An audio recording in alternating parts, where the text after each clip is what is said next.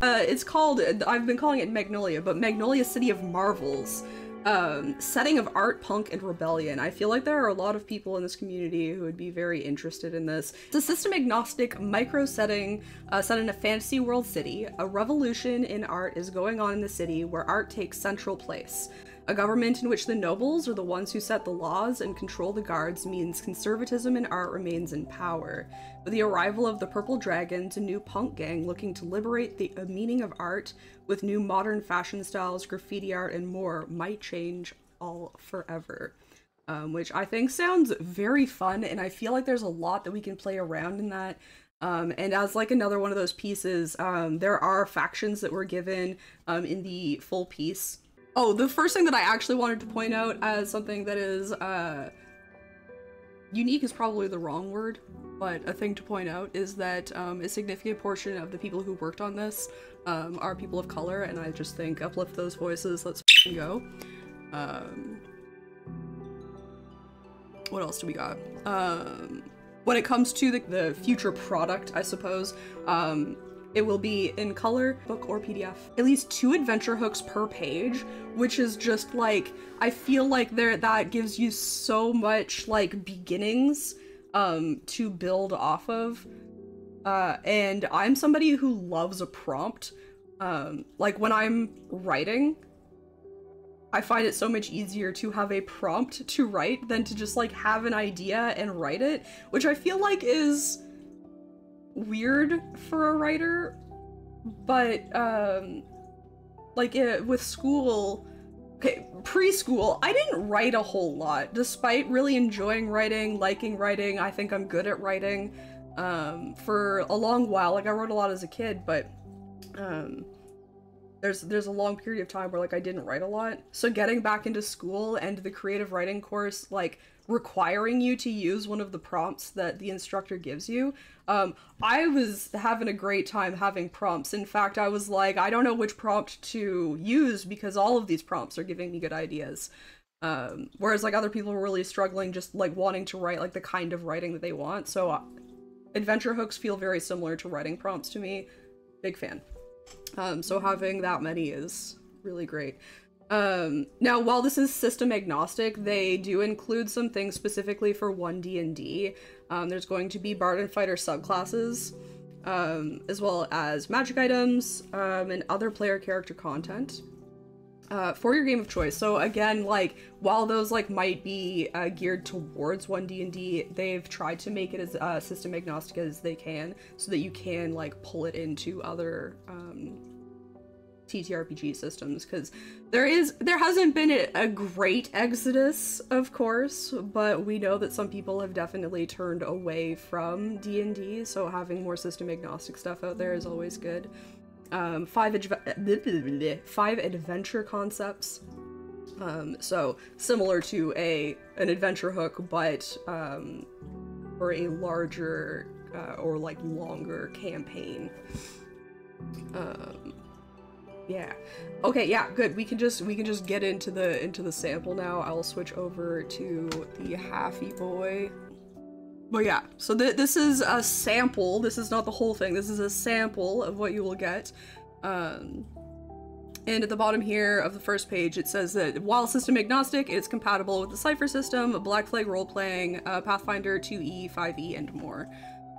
So it's malleable, but that suggests to me that there are parts of it that kind of like make nods to those like systems. So it might be like, rather than saying like a wisdom check, I would suspect it'll be like some sort of, you know, knowledge check, and then it's like, knowledge in like, I guess that would be intelligence in D&D, but like that kind of like allows you to choose like, oh, in this system knowledge would be this, in this system knowledge would be this, you know, that kind of thing. So Magnolia City of Marvels is a setting designed for your game or system of choice. Well, we believe it might work best with games such as D&D or Pathfinder due to the medieval era it is located in. We made sure to keep it as system neutral as we could, while also giving you all the tools and ideas you need to run the setting using different genres. And then we have some words. So these are all words that have been thrown around as possible genres of campaigns to use for Magnolia. Just by reading through it all, we can promise you hundreds of different ideas for campaigns will come to you as you learn about the location and its people. So I think it's really interesting how wide of a net this is kind of cast. From adventure, heist, mystery, revolution, gang wars, pulpy, Lovecraftian, and mafia-esque. Knowing the very small amount that I currently know, because I'm going into this mostly blind, I can see where all of these kind of line up and how they can all work within this, like, punk art rebellion system, or setting, rather. Magnolia is a city of art and wealth where great artists find their place to live and create extravagant pieces of art and get generously paid for them. Love it. That sounds like a dream for artists. As the capital city of Tarragona? Oh, that sounds fun. I love putting emphasis in different parts on words and seeing what happens. This is where most of the gold ends up going, making it a perfect place for tourism and celebrities to live in. Amongst all the wonder and fashion, nobles govern and instill peace in the city through any means at their reach to make the city itself remain a wondrous work of art. On the other corner of the city lie the gangs such as the Purple Dragons, making a scene and showing art is intended to be a form of freedom. Limiting it means oppressing the people and what art should truly be like. The collision of ideas has been going for the past 3 years, and the appearance of Amari within the ranks of the Purple Dragons. Okay. I love this.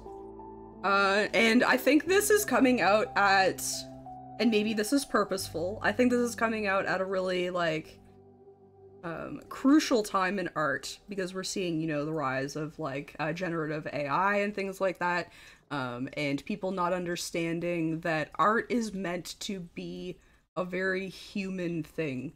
And I'm curious, this seems to have a focus on, not fine arts, but visual arts, because they also mention, like, fashion and stuff like that. So I'm kind of curious if there's a place here for other types of art as well, whether that be, like, writing or music or dance. So that's something interesting, and if it isn't, that's also just something that would be really fun to try to figure out how that would fit in. And what the, like, noble conservative, traditionalists would view. Like, would that be, like, ballet, but not breakdancing or something like that? That would be really interesting. I think it's also an important thing to bring up. Limiting art is, like, oppressing people, because I think we see that a lot in art as well, where art from, like, different cultures, or just, like, people making art that's different, they have to fight to make people believe that it is real art. Like, every time a new, like, art movement begins, like, it starts with somebody doing something that everybody calls ugly, and then it becomes an art movement. I assume that that's, I would be surprised if there was any art movement that somebody, like, did it and everybody was like, oh, like, immediately. Like, there has to be pushback every time that somebody tries to add something new to art. Just like anytime somebody tries to add something new elsewhere. But I do think, going back to that, like, art is, like, a very human thing. We should be using robots to take over working at McDonald's, not, you know, doing our art and writing our art and making music. Those are things that are meant to fulfill people. Now, I know there's a whole caveat to taking away McDonald's jobs. That's not what we're here for right now, though. A little taste of some art that is possibly in the finished product. So an introduction to the art. Art is borderline a currency in Magnolia. You can find it everywhere in all types of ways, from houses of all colors to murals, statues, street dances, theater, the clarinet sounding along the streets. It is commissioned, uses payment, gifts, or even to show off. However, art is multifaceted, and just like money, it can be used for any sort of purpose in the scale of morality.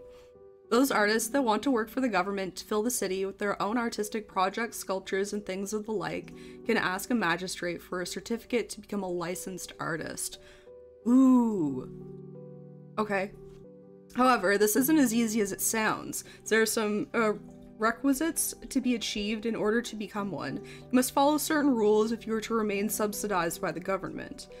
Legends tell this was home of the world-famous artist Letraviat. Yeah, that seems like the best way to emphasize that. A goddess of art and beauty, who ascended to godhood after she created the Sphere of Beauty, which stands hovering over the city center. Okay, I need to know more about the Sphere of Beauty. Also, I'm also just immediately curious about any spiritual being. Because I'm immediately curious what inspiration was used to create this. So like, is it going to be similar to like a Greek goddess or something like that? Like the first one that comes to mind when I hear art, beauty, and goddess, I immediately jump to Arachne, I think is her name, who isn't a god, but does end up being immortal by being cursed by Athena, maybe? But my knowledge of deities is very Western, unfortunately. But because we know that there are a lot of backgrounds from the people who created and worked on Magnolia, I think that there is probably a lot of inspiration that is different than what I know, which would be very interesting if we get kind of like an overview of this goddess. Introduction to the factions at play. This I think is really interesting and may be where we do a little bit of our brainstorming. If we get to that today, we might have to come back to this next week, just like looking at the time and how much I chat and stuff. Not that that's a bad thing. I think, you know, I'm already loving what I'm seeing, so I do want more people aware of this coming out. Might have to just like drop this city into the campaign, or like at least take some inspiration from it at some point. That would be very cool. So the nobles. These are the people who are trying to hold on to tradition. Okay, the nobles. The nobles rule over Magnolia with the power of a plutocracy. This not only gives them plenty of power, but also the possibility of creating rules as they want. All the most important groups and entities within the City of Marvels are ruled by these people. Among these, 4 noble houses stand out. The Dimagno, Carnegios, Bouldergust, and Varanath. Varanath? Varanath.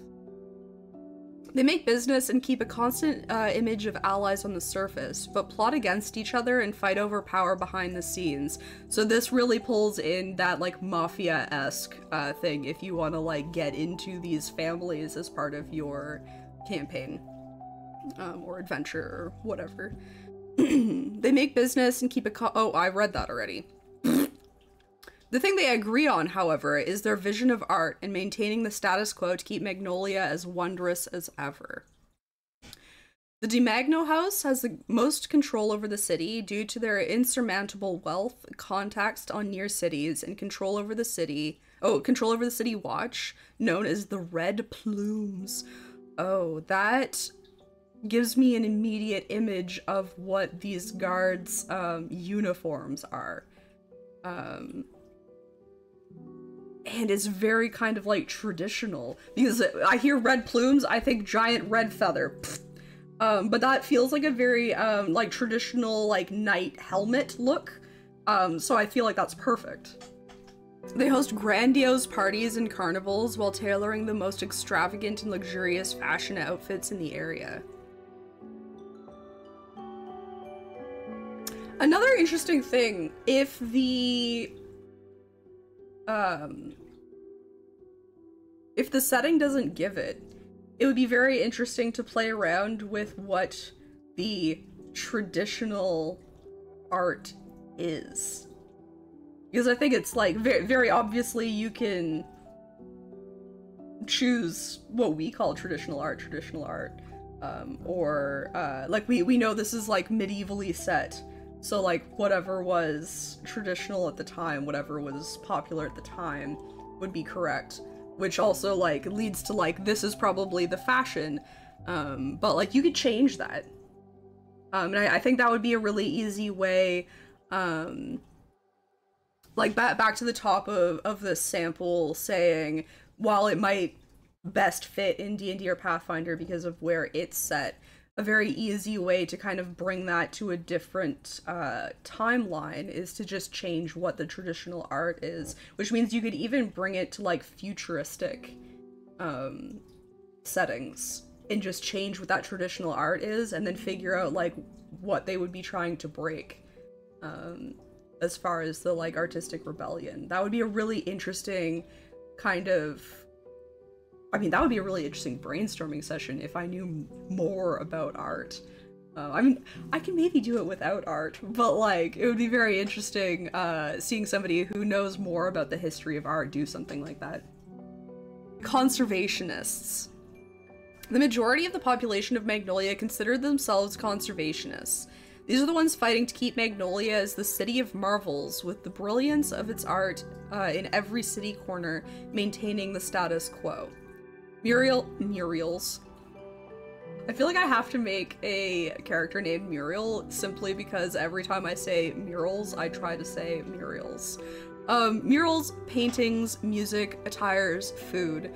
Art comes in all ways, and playing around with it can offer disastrous results, ruining the image of the city that the conservationists have fought for so long to maintain and create. The city of Magnolia has become such a picturesque city with the help of the licensed artist from the Letraviat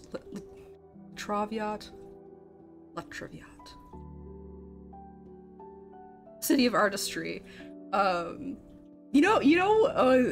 A Stars and Wishes, on the Wishes side, of course. I don't know if, like, any supplement does this, but I would love if supplements came with, pronunciation guides. Now, I don't know the best way to do that. I mean, the best way to do that would be to use the, like, universal alphabet or whatever the heck it's called, that linguistics uses. But not everybody knows how to use that. I don't know how to use that. So I don't know if that's, like, the best way. Maybe just, like, some, like, phonetic spelling with, like, emphasis with, like, capital letters would be enough. That being said, obviously, like, whatever way you say it at home is like your way of saying it. I just because I don't even say emphasis right, I like to put the emphasis in the wrong spot. I end up doing that with like lots of words. And so I'm like, I don't really know where, and these aren't like real words that I can look up, whereas like other words, like I'd be like, like I say it like this, but like I can look it up and like find out the way that you're like supposed to say it. I don't think it's a necessity. I just think it's like it would be an interesting addition to a lot of supplements that have words that aren't like real words. No words real, all words made up, blah blah blah. Oh right, we were at here because then I stopped and talked about wanting to know how to say that properly. I'm just gonna start this one over. The city of Magnolia has become such a picturesque city with the help of the licensed artist from the Letraviat University of Artistry, located within the urban area. Those artists are paid by the nobles to make Magnolia their canvas. However, the nobles mostly being conservationists, this means that the city's art style is doomed to stay the same. Interesting. Yeah, I mean, I feel like if you only ever get exposed to one type of art, like, doesn't that art eventually get boring? Don't you want something new? I don't know. like I logically understand the idea of like wanting to keep traditional art around, but I also think like just because there's new art doesn't mean you get rid of traditional art. Like people still look back to very old art when it, because like the history of art's really important, so like the history of art will always be important. So trying to like not let things progress and find new styles of art, new techniques, new whatever. I don't know, it's just so silly. You can tell that I mean, it'd be interesting to use this. That's a really interesting thing. Sorry, I didn't say my thought out loud. Using like setting supplements and stuff like that, great for TTRPGs, but also kind of an interesting thing as a writer to like play around in a setting where you don't have to come up with the setting. You just get to like write things that might happen in it. The same way that like you play out something, but like I don't know, because I'm a writer, like I feel like I could write something in this setting, especially since I didn't realize I was going to be this passionate about the art part of it, but apparently I am. So I might end up writing a short story or something. I don't know. We'll see what happens. That would be interesting. Okay, gangs. I'm also very interested in gangs. I feel like it's more likely that players are going to want to create characters that either have an alliance to one of the gangs or are seeking an alliance. I think both of those things are things players would gravitate towards, so I'm interested to see more about this as well. Okay, within the lower districts of Magnolia live several gangs. They all have the things they specialize in and their methods. Above them all stand the recently created group of the Purple Dragons. Under the lead of Amari, they are starting a revolution to liberate the meaning of art within this artistic city. The appearance of magic paint cans was the first thing to draw the attention of the nobles due to the creation of graffiti street art without being a licensed artist. Not long after that, not only the Purple Dragons, but other gangs started to join this movement by wearing loose clothes, chains, tattoos, and by producing- oh, tattoos as art! By producing music, amongst other game-breaking art forms they have gotten into. Interesting. While nobles battle for power, they join in as conservationists try to put a stop to the Purple Dragons. This is done by equipping the red plumes with magic items. However, they are limited in their power by the Untold Council, which stops them from putting a stop to the gangs once and for all, as long as the gangs don't create a big enough problem. While the Purple Dragons fight, specifically for freedom of art, other groups of extremists have begun to form. These gangs are looking to fulfill the cause. Oh my gosh. These gangs are looking to fulfill the cause at all costs, eliminating nobles in their way of needed. Amari and their group are doing their best to get rid of these extremists, to not give the Purple Dragons a bad image. Ooh.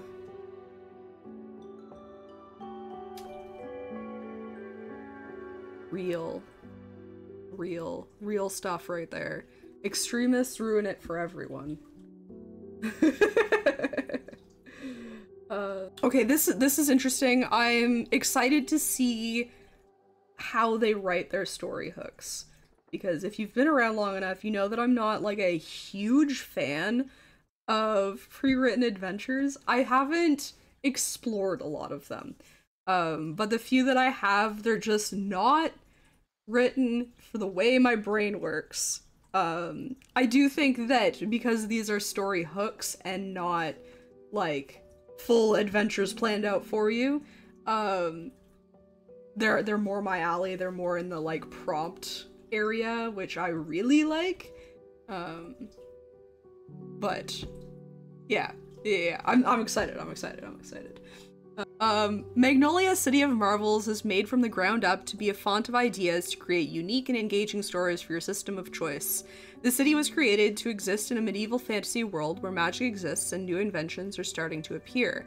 You can be plugged into your own setting, or have the city be its unique place for an entire campaign. You can use the setting as it is, or use the modifications we indicate in the genres section to adapt the world to better serve a real-life 1920s setting, a modern one, or even a futuristic dystopia.